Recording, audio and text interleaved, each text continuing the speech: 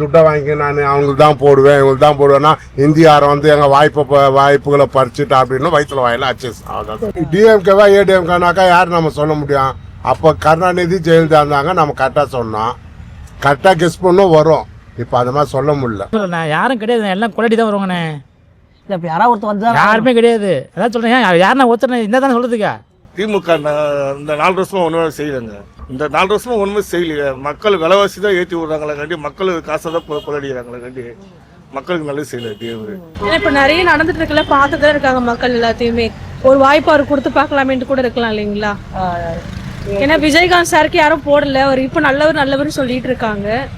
Maybe அந்த ஃபீல்ட்ல இருக்கிறனால அவர் கொடுத்தாலும் வாய்ப்பு கொடுக்கலாம். 2 பேரும் ஆட்சியில் உட்காந்து எல்லாம் அனுபவிச்சிட்டாங்க.